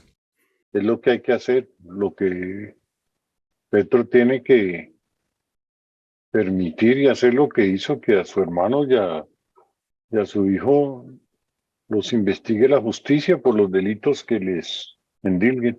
Que no pase lo que siempre ha pasado, que es los hijos de Uribe delinquiendo y Uribe protegiéndolos todo el tiempo, o la mamá de Duque saqueando la SAE y Duque robando. Duque debe ser un tipo multimillonario en este momento. Y en Colombia siempre nos hemos tenido que aguantar eso. López Pumarejo se cayó por actos corruptos de su hijo, Alfonso López Miquelsen. La familia de Turbay, la familia de Rojas Pinilla. El único presidente que yo aplaudo, Alberto Lleras Camargo. Llegó a la presidencia y del primer día su familia no podía ni acercarse a la presidencia. Nadie le oyó la voz a los hijos, ni a la mujer, ni nada. Y lo hizo para demostrar que él iba a gobernar, pero no iba a gobernar su familia. Y el caso de las primeras damas, pues que hacen parte de las familias, también es terrible. Hay que ver la doña Nidia esa, la mujer de Gaviria, la mujer de Ospina Pérez, en fin. Ahora la mujer del presidente Petro también, que se está metiendo en todas partes y le está causando un daño terrible, haciendo nombramientos. Y yo creo que, bueno, por fortuna esto pasa comenzando el gobierno y tiene la oportunidad de apartarse de su familia, como lo hizo con el comunicado que emitió, y dejar que actúe la justicia y él asumir la presidencia, porque el que fue elegido fue él y la doctora Francia Márquez, que no es cierto que ella sea la vicepresidenta de la población negra, no, ella es la vicepresidenta de Colombia, completa. Y eso hay que decirlo así porque hay que desterrar el racismo. Muy grave y muy complicado la situación en la que está el presidente Petro, pero creo que él actuó bien al al emitir un comunicado pidiendo que la fiscalía se encargue de ese asunto y no él, porque él no es el que está metido en eso. ¿Y tú qué opinas, Angélica? Bueno, que un papá no es responsable por las actuaciones de su hijo, uno los educa con valores, los cría, pero fíjense, los dedos de la mano son 5 y todos son de diferente tamaño,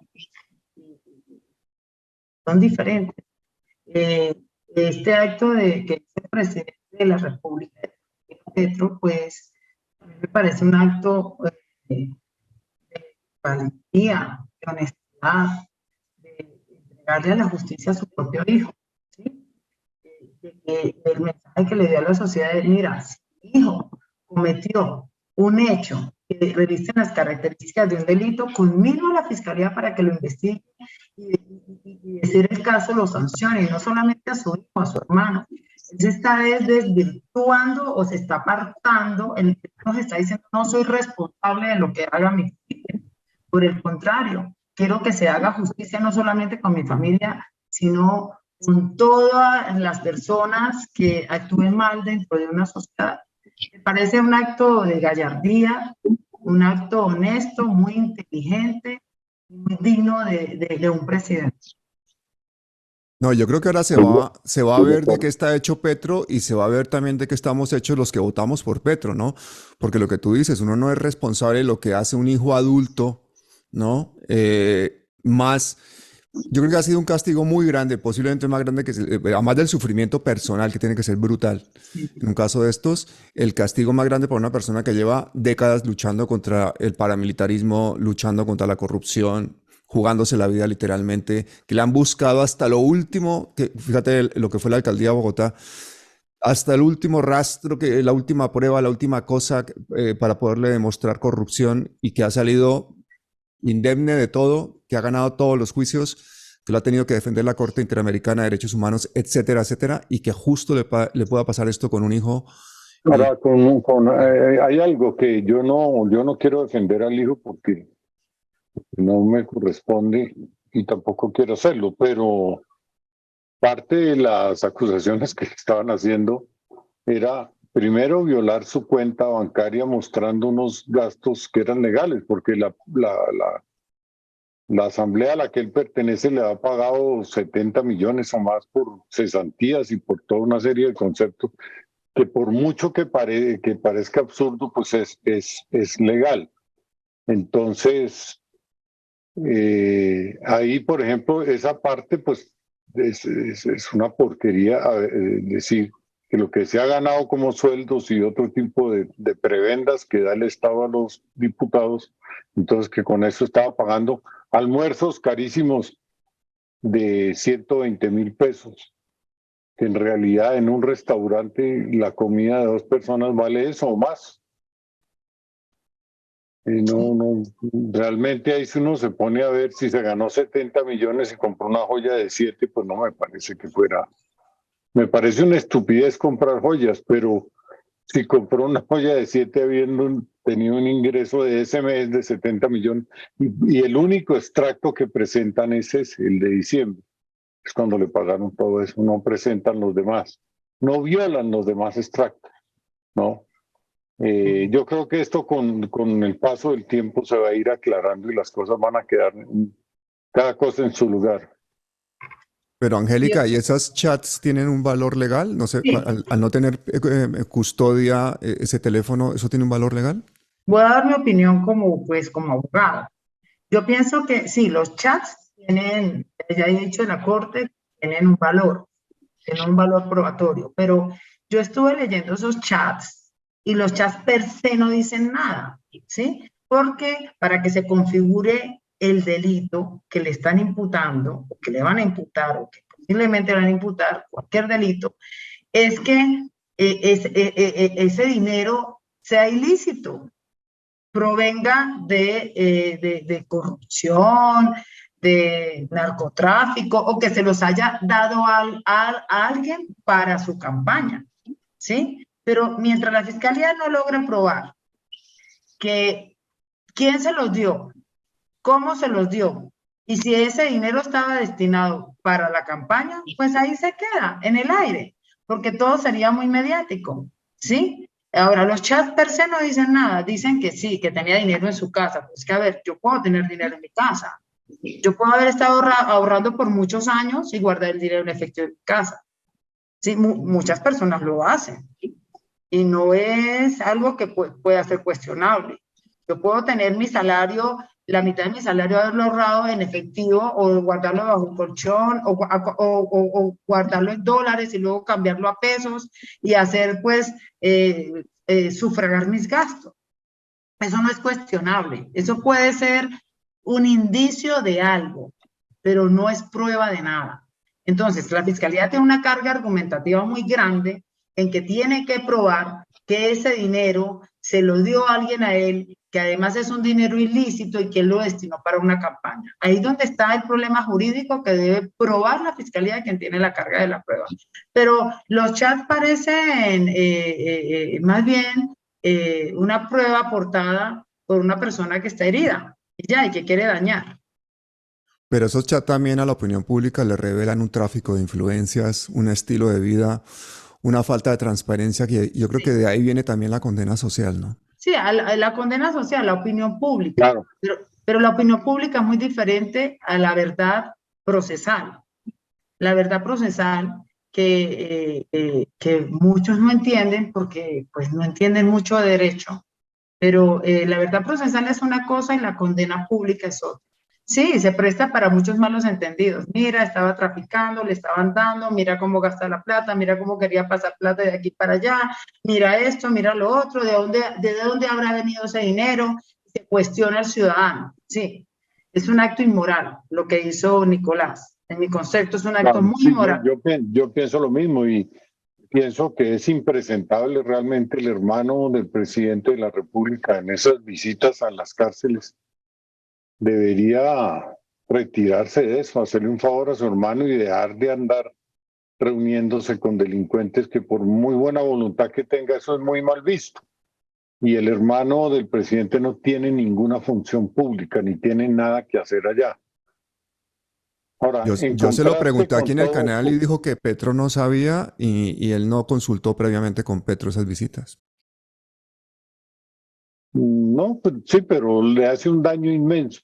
Y esas visitas, algún propósito sí tenían, seamos honestos.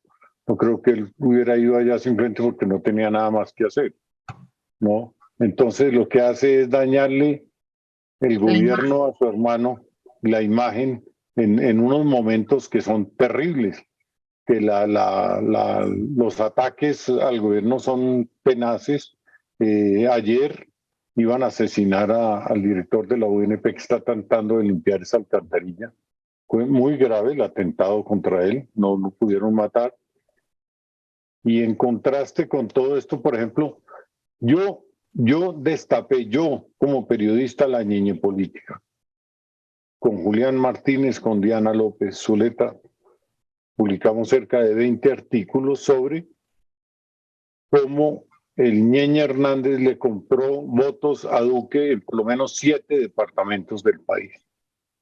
Duque llegó a la presidencia con votos comprados por un narcotraficante que era el Ñeñe Hernández. Yo puse la denuncia en la fiscalía, yo puse la denuncia en el Consejo Electoral, yo puse la denuncia en la Comisión de Acusaciones, que es una porquería de la Cámara de Representantes, pero no hay más que eso. En la Corte Suprema de Justicia. Un mes, durante el último mes de Duque, me empezaron a llegar mensajes en cadena que archivaron en todas partes sin investigar absolutamente nada.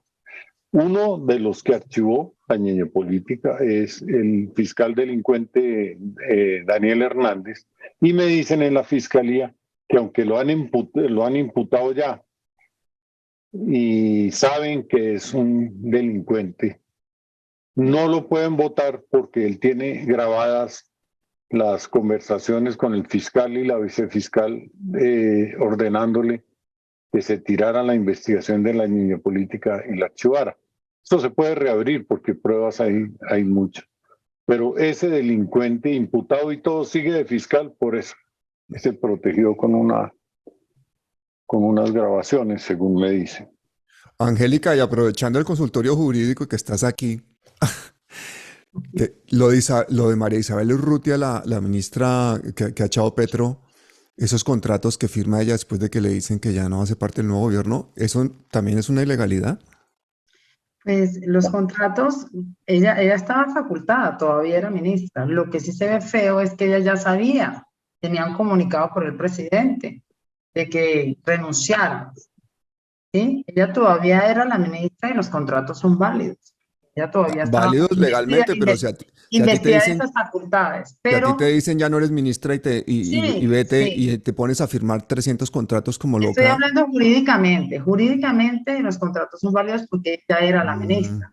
Lo que sí se ve es grosero, de mala fe, lo hizo firmar unos contratos porque ya sabía que la iban a sacar, ¿sí? Entonces, pues eso demuestra más lo que dice de ella o la calidad de ministra que teníamos. Imagínense, firmar unos contratos cuando ya había sido comunicado. Lo hizo de mala fe, en mi concepto. ¿Y Sí, qué, yo estoy de acuerdo sí. con usted. ¿Y qué opinan de la foto de César Gaviria sentado con Barbosa ayer exigiendo saber quiénes eran los narcotraficantes que se iban a beneficiar de los Pues, posibles tratos? pues, ¿qué opinar? Que era de esperarse, ¿no? Todos ellos son un grupete. Sí, imagínense usted, lo que se tiene que cuidar es César Gaviria, que después lo nieguen, de que lo conocen o que se ha sentado con él. Por lo menos hay fotos documentadas. Mm. Este, el fiscal niega mucho sus amistades.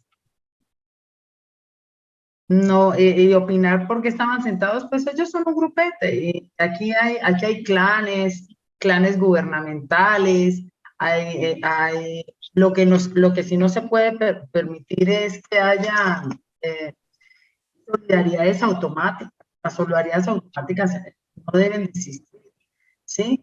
Te explico para irme un poquito del contexto. Cuando a mí me pasó lo de los ríos Velilla, yo me decepcioné demasiado de todos los actores políticos cuando vi una María Fernanda Cabal, vio que había una fiscal sola, estaba sola contra el sistema, atacada, no defendiendo a mi amiga, defendiendo la justicia, la democracia por la que ellos tanto dicen luchar. Y salió defendiendo a su amiguis Darcy Quinn, a los ríos Velilla, en un tuit. O sea, a ver, ¿cuál es la doble moral que tienen aquí los políticos? Sean objetivos, no hay solidaridades automáticas. Salió Álvaro Uribe Vélez, el supuesto pilar de la democracia de este país que dicen algunos, ¿sí? Salió diciendo solidaridad con Néstor Humberto Martínez, pero no con la fiscal. Néstor Humberto Martínez no necesita solidaridad. No necesita que nadie le protege, él puede solo, él es el todopoderoso.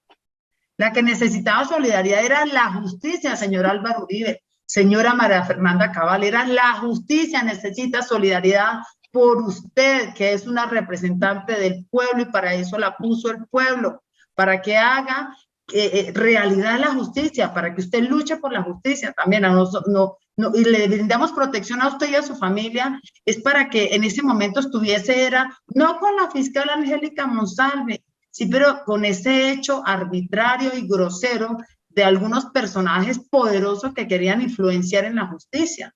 Entonces salieron todos esos grupetes y parecen logias que se solidarizan automáticamente, aún en contra de lo que está bien hecho.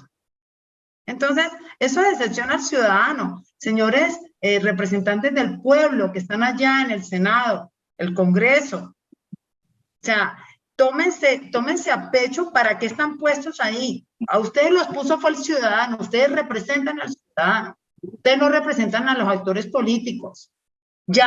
Son cargos de elección popular. Háganlos valer, hagan historia, ayúdanos a mejorar este país. Es un mensaje para ellos. Y es muy triste que la señora María Fernanda Cabal tenga tantos seguidores a pesar que no la hemos visto defendiendo nada correcto. Sí, así es. Yo estuve mirando tu currículum, Angélica, y tardé un buen rato para terminar de leerlo, pero bueno, yo iba viendo abogada especialista en Derecho Penal, vale, listo. Magíster en Derecho Procesal, iba viendo, y llegué a un punto en que ponía experta en contratación pública. Es que yo creo que ahí está el meollo de todos los problemas, ¿no? Porque esa es la base de toda la corrupción en Colombia, la contratación pública. Te arrepientes de estar en lo que estás trabajando, estás cansada después de tantas persecuciones, después de tantos problemas, de estar luchando contra estos gigantes que en un momento dado nos borran del mapa porque son los dueños de todo, o serías capaz de seguir en esta lucha mucho más tiempo. Pablo, a veces flaqueo porque soy humana y tantos ataques y yo sola pues me pone muy triste y débil, pero yo respiro y digo, no, ya va, hay un propósito en la vida. O sea, alguien tiene que empezar, alguien lo tiene que hacer y se me aguan los ojos porque sí estoy algo débil. Muchos ataques y me siento muy sola, pero soy poderosa, soy fuerte y me flaqueo es ante la impotencia de los malos que se prestan para hacer el mal, ¿sí? Que ven que yo estoy sola haciendo lo correcto y que llega un todopoderoso y como una varita mágica diga, córtenle la cabeza y los demás le hagan caso y no se entiendan que todos estamos dentro de una sociedad y todos somos corresponsables para hacer lo correcto. O sea, el nivel de maldad es al 100% dentro de la fiscalía. El nivel de maldad del señor fiscal general de la Nación que está haciendo conmigo, que me está atacando personalmente, sin yo hacerle nada, es al 100%. Y pues yo creo mucho en el karma, ¿no? Porque ya que la justicia no funciona, pues creer en que la divina sí va a funcionar. Y que yo voy a ver a toda esta gente que me atacó, la voy a ver arrepentida o caída. Gonzalo, y ya para terminar, tú también hace unos días estuviste a punto de exiliarte por el tema de Carlos Matos. Yo quisiera que tú pusieras a la gente al día de lo que ha pasado con ese caso contigo, sí, lo que va a suceder con claro, este hombre. con un grupo de abogados corruptos criminales compraron al magistrado más corrupto que hay en Colombia, que es Mola Capera de Barranquilla, el que saca libre y favorece al Turcuilsaca, la Gata, todo eso. Y tramitaron una tutela que ni me notificaron a mí, que tampoco era competente ese delincuente Mola Capera. Entonces lo único que yo conozco es una decisión que tengo que rectificar lo que he dicho del delincuente, pederasta y asesino Carlos Matos Barrero. Tengo las pruebas de que está involucrado en una masacre en Codazzi y Cesar, de que las denuncias por abuso sexual contra los presos en Cómbita por un niño que violó en España. Tú sabes que yo tengo esa información. Y bueno, está condenado por comprar a 2 jueces. Y la tutela me prohibía como medida cautelar, eso es una cosa absolutamente abusiva y aberrante, volver a mencionar jamás a este tipo de Matos. O sea, Matos con esa tutela quedaba libre de por vida de que yo lo mencionara y yo tenía que rectificar todo lo que he dicho sobre él y borrar los trinos, y Twitter tenía que quitarme mi cuenta y tenía que cerrar la página de La Nueva Prensa y tenía que borrar la cuenta de La Nueva Prensa también.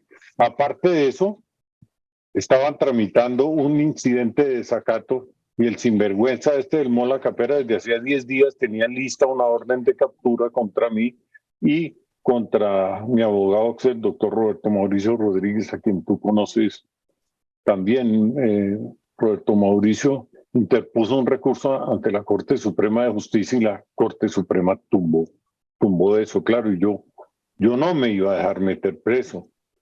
Yo fui informado de lo que estaba pasando y fue algo como medio cinematográfico. Cuando yo ya iba con mi maleta a asilarme, a recibir asilo, que ya me han dicho que sí me lo daban, en la embajada del Ecuador, en ese momento llegó la decisión de la Corte Suprema de Justicia que tumbaba todo lo que había hecho en contra nuestra el delincuente del Mola Capera. Así funciona la justicia todos los días. Todos los días. En la cárcel de Barranquilla, y el Estado lo permite, el Estado actual, el gobierno actual, hasta ahora no ha hecho nada para impedirlo. A Barranquilla llegan todos los peores delincuentes y la cárcel El Bosque es un club. Allá llegó Mato sin ninguna justificación y ahora está en una mansión. Allá mandaron a Kiko Gómez, a semejante asesino asqueroso que tiene que estar, porque así lo ordenan en una cárcel de máxima seguridad. No, está allá. También se consiguió un permiso judicial para estar allá y allá se la pasaba Daniel Prado, un abogado que dice ser íntimo amigo del presidente Petro, que no es cierto, yo ya probé que eso no es cierto, vendiendo esa amistad para hacer negocios con Emilio Tapia. Se la pasaba allá metido, tengo las constancias del IMPEC de que allá se la pasaba metido, con el cuento de que si Emilio Tapia hablaba una serie de cosas, entonces lo iban a favorecer y a darle unos acuerdos con la fiscalía y a ponerlo libre, una serie de cosas. Y también hay gente cercana o que ha sido cercana al presidente Petro que es corrupta y que está abusando de eso y que está tratando de volverse multimillonaria con el cuento de que es amiga o fue cercana al presidente o que es cercana al presidente también. Lo estamos viendo con el hijo y con el hermano.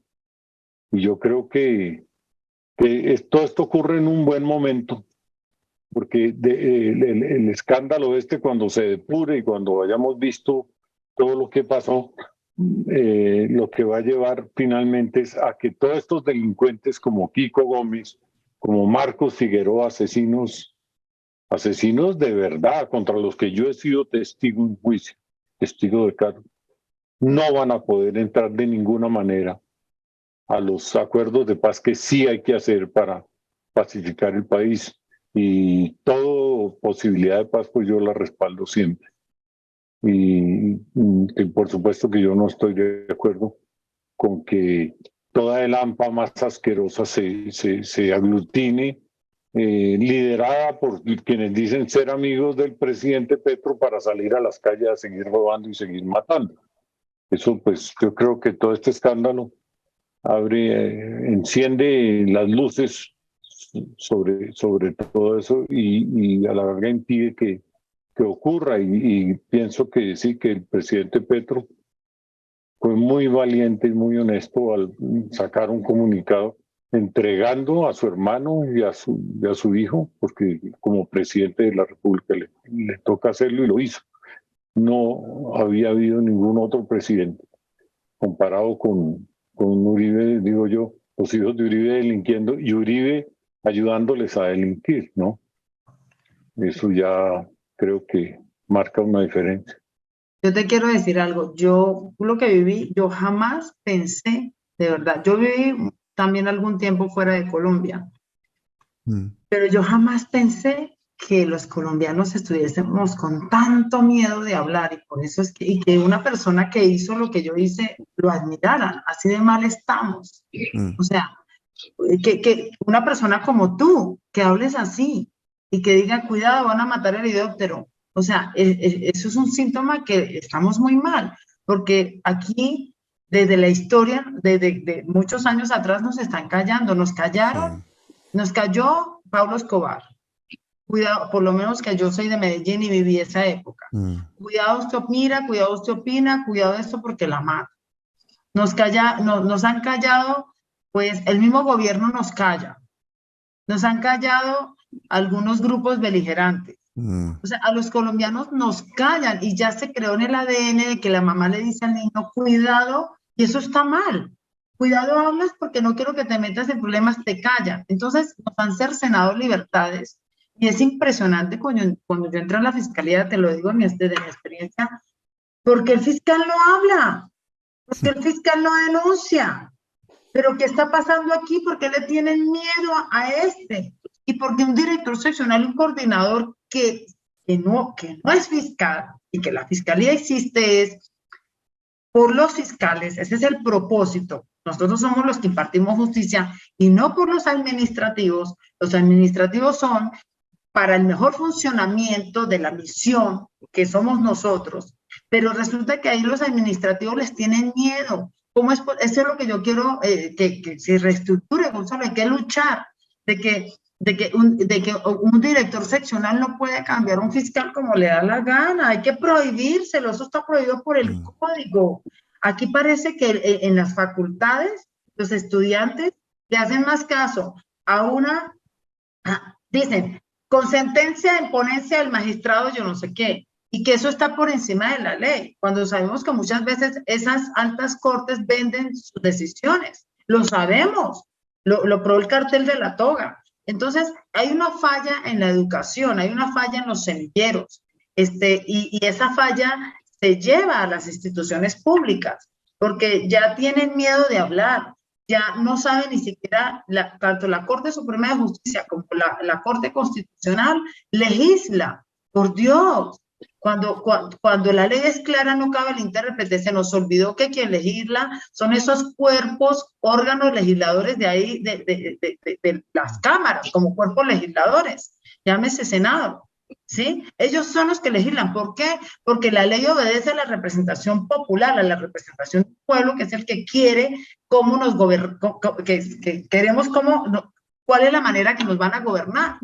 Y entonces aquí no hay Estado de Derecho, no hay nada, eso se traduce en la fiscalía, se traduce en los jueces tienen miedo, mira, los jueces son amañados, son jueces débiles, tenemos jueces débiles que les dan miedo tomar una decisión con el imperio de la ley, porque de pronto el magistrado los saca de ahí, ¿sí? Entonces, aquí hay que reformar muchas cosas y de verdad que mi ambición personal, Pablo y Gonzalo, es esa, es gritar a viva voz, decir, mira, aquí esto está mal, aquí tenemos que cambiar esto, aquí hay que hacer esto. No, eso no es una ambición de yo llegar sino que quiero que escuchen mi voz, que aquí yo no veo que nadie tiene voz, porque la gente tiene miedo.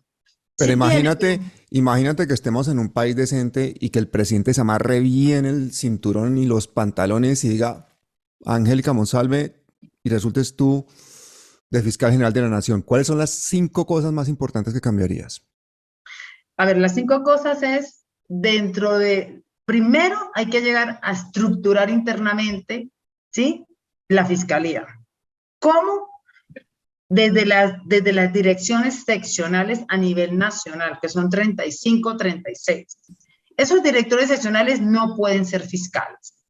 No pueden ser fiscales porque de ahí manipulan los procesos, ¿sí? Tenemos que ponerlos de libre nombramiento y remoción. Hay que reestructurarla.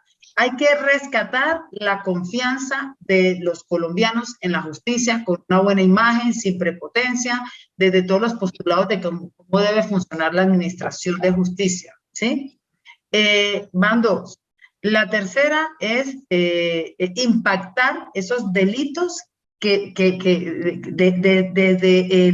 desde el contratista y el funcionario público desde adentro, que se roba al erario e impiden que el niño del campo, del barrio se eduque, porque se llevan hasta el internet, hasta el criminal que constituye AMPA común, azotes de barrio. Hay que impactar, hay que hacer sentir a los ciudadanos que hay una fiscalía que judicializa y que vive en un estado social de derecho y de justicia.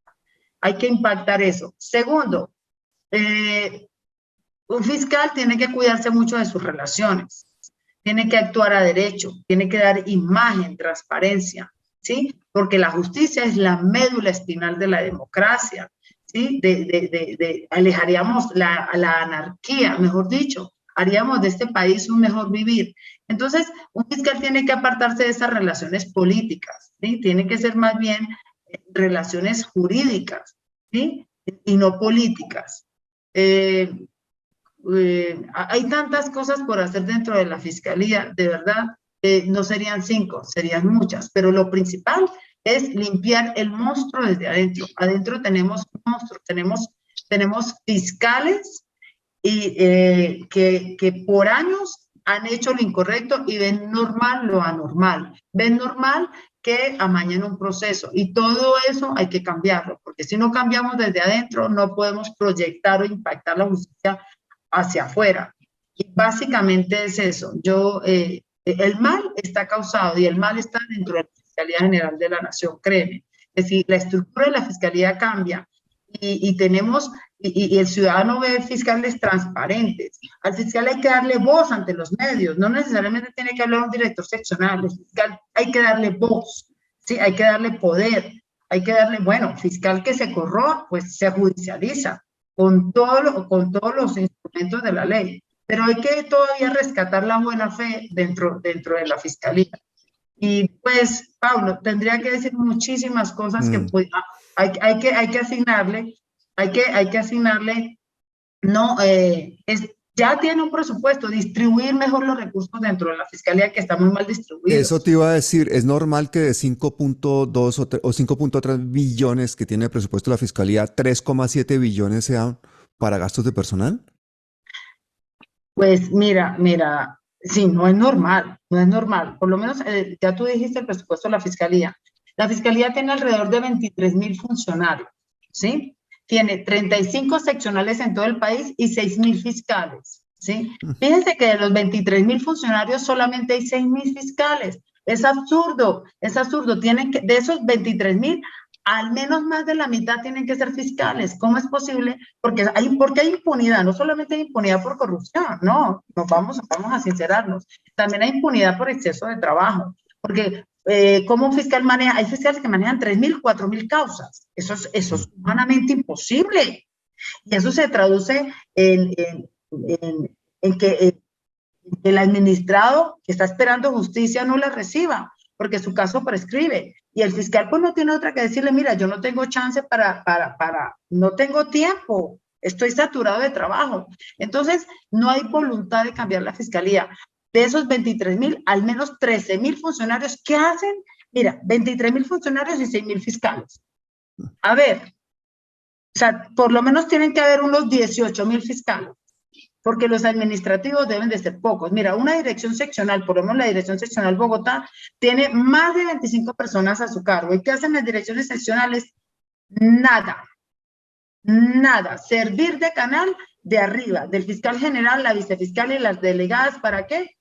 No, ni siquiera para tramitar si tenemos papel higiénico, papel para imprimir o lapiceros, porque casi que nunca nos dan nada, sino para ver cómo se está llevando el caso y meter las narices dentro del proceso. Tiene alrededor de 25, 30 funcionarios en una dirección seccional. Es absurdo. ¿Cómo es posible que un director seccional sea fiscal y no litigue? O sea, estamos derrochando un recurso humano, un coordinador. El coordinador está sentado en una mesa ahí, en una oficina, dirigiendo a los fiscales a las fiscalías que son autónomas. Sí, tiene que haber un coordinador, pero el coordinador tiene que litigar. Si yo quiero ejercer un cargo administrativo, o si quiero meter las narices dentro de los procesos, tengo que renunciar al cargo administrativo y litigar como fiscal. Entonces, son muchas las cosas que hay que cambiar dentro de la Fiscalía, porque al final y al cabo, quien paga ese servicio público en la administración, ese es el ciudadano, y el ciudadano tiene que sentir que la hay y que su caso se va a resolver y que hay un fiscal transparente que le va a resolver su problema y que no lo hemos visto.